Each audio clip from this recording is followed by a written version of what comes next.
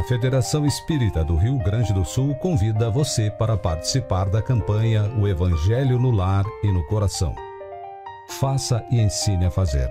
Amplie o bem que existe em você. O Evangelho no Lar é um encontro semanal com o objetivo de reunir a família em torno dos ensinamentos de Jesus à luz da doutrina espírita, sob a assistência dos benfeitores espirituais. O espírito Bezerra de Menezes afirma que o Evangelho no Lar é Cristo falando ao coração. Então, como fazer? Escolha um dia da semana num horário em que a família possa se reunir durante mais ou menos 30 minutos. Crianças também podem participar, assim como visitantes ocasionais. Caso estes visitantes não sejam espíritas, devem ser convidados e esclarecidos sobre a finalidade da reunião. O Evangelho no Lar pode ser realizado por uma só pessoa e o roteiro a ser seguido é o mesmo. É recomendado deixar sobre a mesa uma jarra ou um copo com água para cada integrante, a fim de ser magnetizada pelos benfeitores espirituais. Roteiro para a reunião. Inicie com uma prece simples e espontânea. Faça a leitura do Evangelho segundo o Espiritismo. Comece desde o prefácio, lendo um item ou dois em sequência ou de forma aleatória. Leia em voz alta, de uma forma clara e pausada, mesmo que esteja sozinho, proporcionando um modelo de reflexão para todos os presentes. Comentários sobre o texto lido devem ser breves e contando com a participação dos presentes, deixando claro o ensino moral aplicado às situações do dia a dia. Após, faça preces pelo próprio lar, pelos parentes, amigos e por todos os que estão ligados à família, encarnados e desencarnados. Pela comunidade, por todos os que governam e administram, pelo Estado, pelo país e pela paz no planeta. Peça que a água seja magnetizada pelos benfeitores espirituais. Encerre com prece simples, sincera e espontânea, agradecendo a Deus, Jesus e aos bons espíritos. Após a prece, beba água magnetizada. Lembre-se, a prática do Evangelho no Lar não deve ser transformada em reunião mediúnica. Toda intuição e inspiração que possa ocorrer devem ficar no campo dos comentários gerais no momento oportuno. Paz no lar, paz na humanidade. Participe da campanha O Evangelho no Lar e no Coração e amplie o bem que existe em você. Faça e ensine a fazer. Saiba mais em www.fergs.org.br ou ligue 51 3224 1493. Visite também um centro espírita. Você será muito bem-vindo.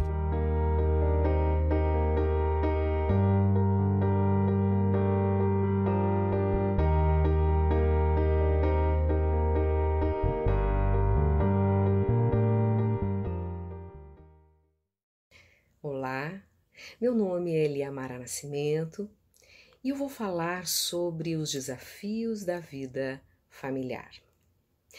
Nós sabemos que um dos desafios do ser humano é a convivência familiar. Na realidade, não só a convivência, mas na realidade a boa convivência. Porque conviver, qualquer um de nós pode conviver. Agora, conviver com qualidade, conviver bem, não é para qualquer um. Então é importante nós pensarmos de que maneira a nossa família se formou, para que a gente possa realmente entender o que nos une, né? Que força será que nos atraiu? Por que nós estamos juntos?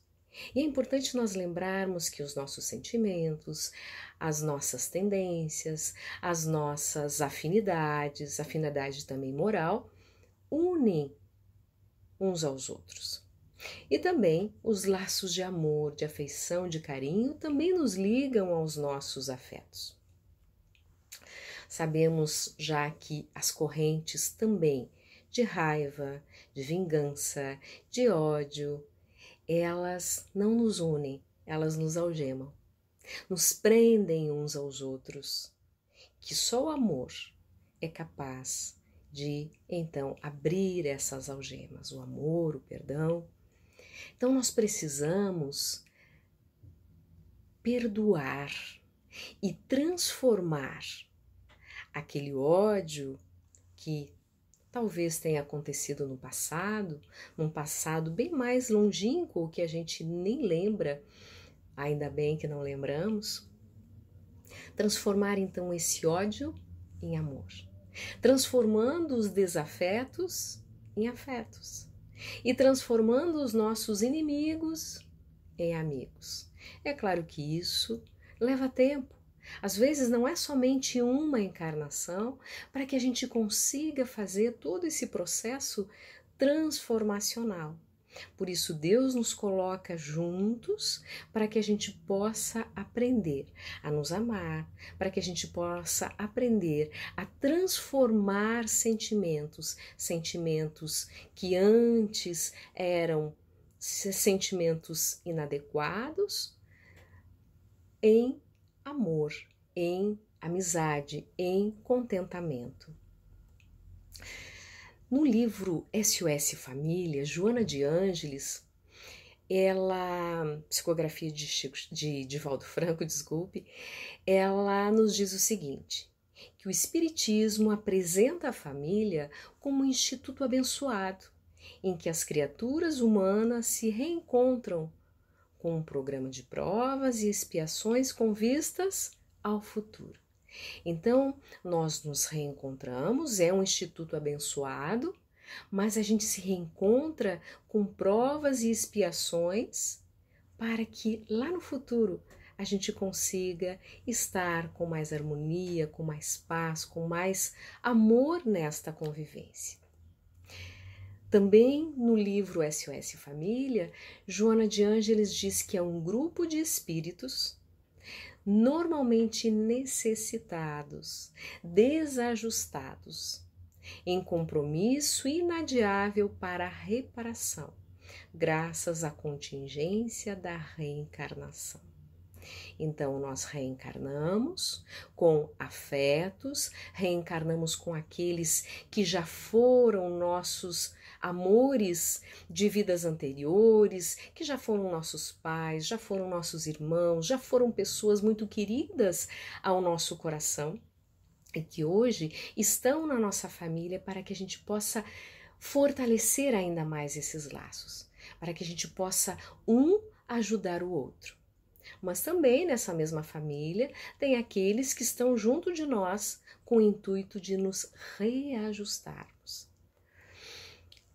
No livro Constelação Familiar, no capítulo 3, página 27, Joana de Ângeles nos diz o seguinte: uma constelação familiar é constituída por espíritos afins, seja pelas realizações nobilitantes do amor, ou através dos graves compromissos perturbadores que se vincularam em outras existências. Então, nos reunimos por afinidades, e essas afinidades podem ser afinidades com coisas boas ou com coisas ruins. Então, Deus permite que através da reencarnação estejamos ligados com esses irmãos de uma forma bem mais intensa, que é pelos laços de família. Porque assim, se alguém, vamos supor que eu vá numa loja e alguém me trata mal, um vendedor me atende muito mal. Eu tenho a opção de simplesmente não voltar na loja, ou eu posso ter a opção de, ao voltar na loja, pedir para ser atendido por outro funcionário, caso ele venha me atender. Mas na família, né, então o que acontece? A gente acaba se afastando. Tal pessoa fez algo para mim e eu simplesmente me afasto. Já na família, não tem muito como se fazer isso. Podemos até nos afastar, mas isso não é possível não deixar uma marca maior. Então, quando nós estamos, por exemplo, de mal com um irmão, com alguma coisa que aconteceu, nem precisa ser de mal, mas assim, alguma desavença, alguma situação que ficou mal entendida, como é que nós ficamos? Normalmente nós não ficamos bem. Por quê? Porque é nosso irmão e nós queremos fazer as pazes, nós queremos fazer com que aquela situação seja resolvida. Então, na família, nós buscamos sim aprender a superação de nós mesmos. E Allan Kardec, com muita propriedade, ele nos fala dos laços de família, mas não apenas os laços da consanguinidade, né? Porque todos nós temos a família que nós necessitamos para evoluir. E se nós nos achamos vinculados a esses espíritos, pode ser por laços nobres de sentimento, ou pode ser as amarras dos vícios e das paixões. Então precisamos, se a nossa família é uma família onde existem muitos desafios, né? É uma família, vamos dizer assim, nós precisamos transformar a família que está com desafios em uma família sob a luz consoladora do amor, fazer essa transformação. E o amor na família, ela adquire maturidade psicológica, adquire mais ardor, adquire mais viço, porque é na família que nós crescemos na direção também do mundo, no momento em que eu consigo amar os meus familiares, que eu consigo fazer essa disposição maior de autotransformação, eu vou exercitando a minha capacidade de amar e estendendo isso aos meus irmãos de humanidade. Ainda no livro Constelação Familiar, Joana de Ângeles nos esclarece. Ela diz assim: o destino da sociedade está indissoluvelmente ligado ao destino da família, pois esta constitui a base, o alicerce, onde se inicia a experiência da fraternidade universal.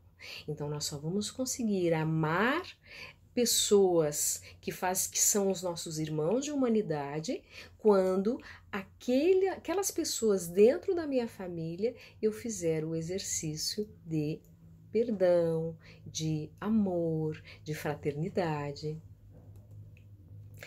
Porque quem não suporta, quem não perdoa os seus familiares, com certeza vai ter muito mais dificuldade para lidar com as imperfeições das outras pessoas.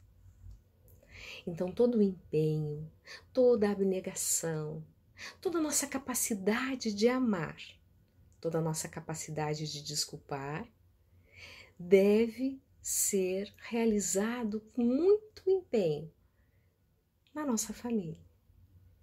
Tudo que estiver ao nosso alcance, façamos na família.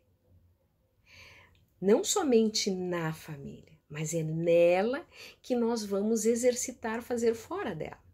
Então, é um exercício muito interessante.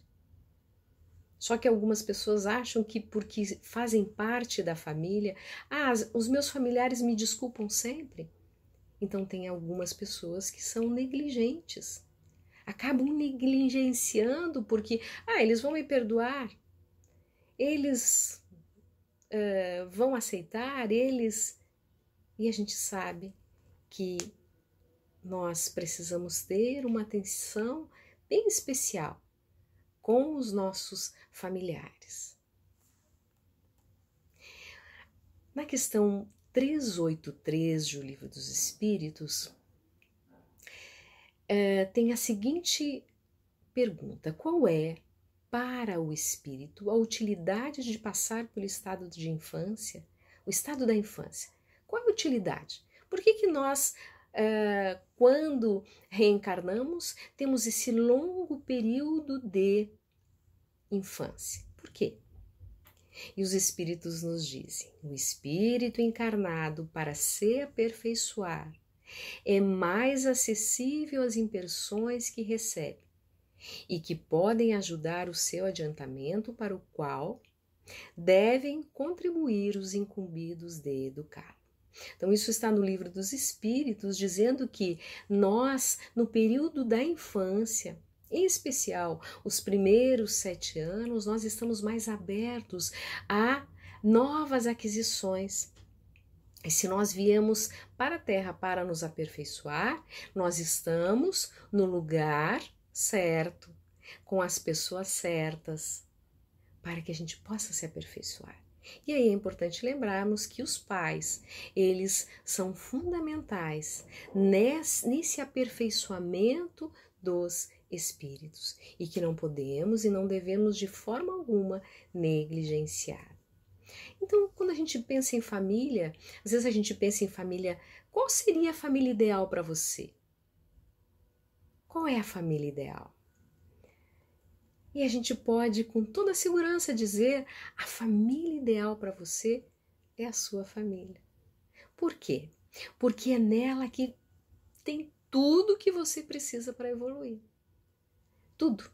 É como se fosse um grande laboratório onde nós temos dentro dele tudo aquilo que necessitamos para o nosso crescimento moral e espiritual.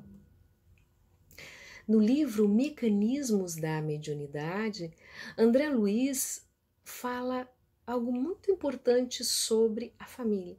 Ele diz assim: o centro mais poderoso de indução que existe no universo é a família. Então, a família é o centro mais poderoso de indução. E que a gente possa induzir uns aos outros ao bem, à paz, ao amor, à fraternidade, à união, à sinceridade, a demonstrar o afeto, o carinho. Que a gente possa, nesses momentos em que nos encontramos, mais numa convivência mais estreita, em função da pandemia que estamos vivendo, a gente consiga aproveitar este período como uma forma de buscar aperfeiçoar o nosso amor, o nosso afeto, os nossos sentimentos nobres. Porque a gente sabe que as outras pessoas na nossa família, vamos supor, tem gente que diz assim, ele sabe que eu amo, ela sabe que eu amo. Para que dizer?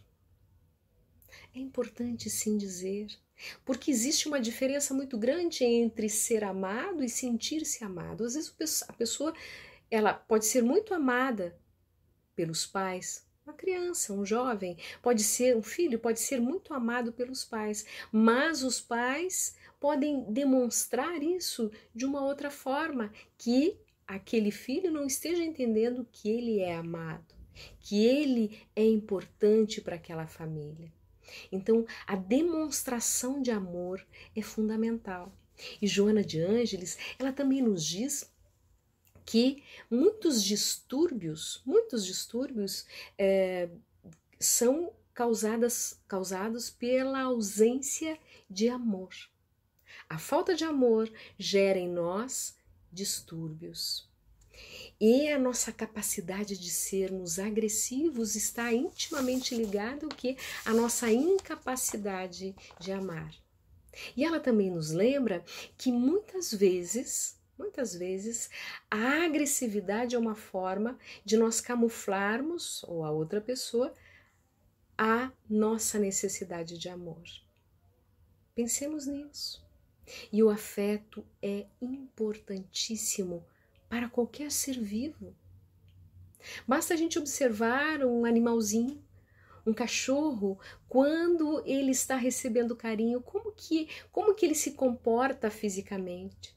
Tem aquele cachorrinho que se deita, coloca a barriguinha para cima para receber carinho, para receber amor. O gato pode se enroscar entre as pernas. Dizem que até os papagaios falam mais quando são bem tratados e recebem carinho e amor. Até mesmo as plantas. As plantas, elas assimilam esse fluxo de amor, esse fluxo de carinho. E elas também florescem como uma forma de gratidão ao amor e o carinho que estão recebendo. Então, o amor, ele é essencial na nossa vida. E devemos dar atenção para aqueles que nós amamos, demonstrando esse amor, demonstrando o afeto, fazendo o nosso melhor, sem exigir nada em troca, fazendo a nossa parte. Porque todo amor que nós fizermos, que nós dermos, melhor dizendo, tudo aquilo que nós fizermos como atos de amor, de bondade para os nossos familiares, será uma forma de exercitarmos para a família universal.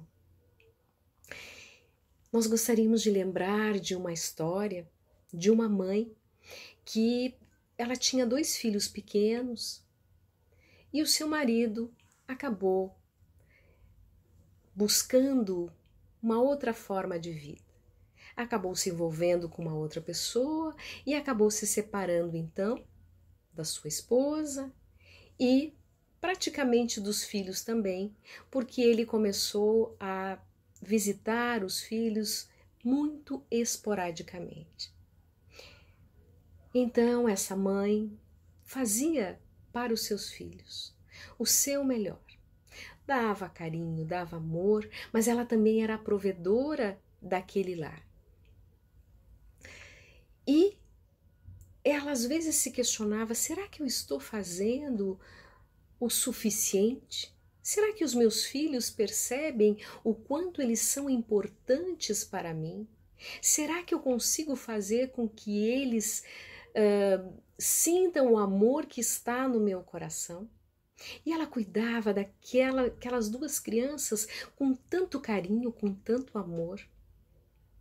E certa vez, no Dia das Mães, na escola, ela então estava lá para a homenagem normal que sempre é feita no Dia das Mães, e as crianças então cantaram, e após aquela apresentação, tinha um local cheio de vasos de flores. Uma rosa e flor e folhagem mais linda do que a outra. Todas florescidas. E as crianças, no final, elas deveriam pegar um daqueles vasos de flores e entregar à sua mãe. E então as crianças cantaram e foram então buscar. E as crianças das outras mães começaram a receber então os vasos e flores lindas, uma mais linda do que a outra. E as 2 crianças dela procuravam e não achavam nenhuma flor que merecesse ser dada à sua mãe. O que aconteceu?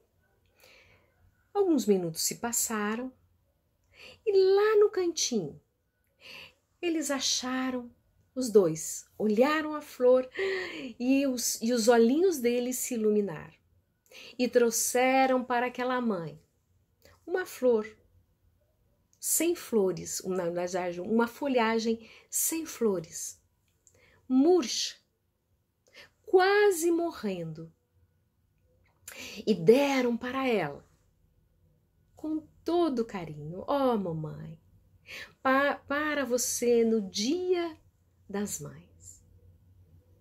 Aquela mãe não entendeu, agradeceu, mas disse que internamente ela sentiu até uma vontade de chorar, porque seus filhos haviam buscado uma flor, uma planta doente, sem flores, para ofertar a ela. Ela naquele momento agradeceu, não disse nada, mas quando chegou em casa, ela perguntou: meus queridos, obrigada pela flor, pela planta, mas com tantas flores lindas, por que vocês deram esta para mim? Porque ela começou a pensar que ela talvez não merecesse uma flor bela. E aí, a sua filha olhou para ela e disse: ah, mamãe, esta era a única que necessitava de você, que necessitava dos seus cuidados, que necessitava do seu amor. Por isso, nós escolhemos a flor mais necessitada para você cuidar. E naquele momento, ela entendeu que eles, em alguns momentos, se sentiam frágeis e que ela, através do seu amor, conseguiu cuidar deles com toda a dedicação possível, e eles hoje estavam bem. Então, para encerrar a nossa reflexão de hoje, vamos trazer uma mensagem. Se amar fosse fácil. Se amar fosse fácil, não haveria tanta gente amando mal, nem tanta gente mal amada. Se amar fosse fácil, não haveria tanta fome, nem tantas guerras, nem tanta gente sem sobrenome. Se amar fosse fácil, não haveria crianças nas ruas sem ter ninguém, nem haveria orfanatos, porque as famílias serenas adotariam mais filhos. Se amar fosse fácil, não haveria esposas mal amadas, e nunca ninguém negaria o que jurou no altar. Nem haveria divórcio, nem desquite, separações, jamais. Se amar fosse fácil, não haveria assaltantes, e as mulheres gestantes não tirariam o seu feto. Não haveria assassinos. Se o amor é um sentimento que depende de um eu quero, seguido de um eu espero. Mas a vontade é rebelde, e o homem, um egoísta que maximiza seu eu. Por isso, o amor e amar é difícil. Jesus Cristo não brincava quando nos mandou amar. E quando morreu amando, deu a suprema lição. Não se ama por ser fácil, ama-se porque é preciso. Que possamos amar o nosso irmão mais próximo, associado à nossa luta de cada dia. Que façamos o nosso melhor pela nossa família, pelos nossos entes queridos, por aqueles que nós amamos. E aos poucos iremos aprendendo a amar a família universal, transformando esse mundo ainda de dores, de provas e expiações, em um mundo renovado, de paz, harmonia e amor. Fiquem com Deus.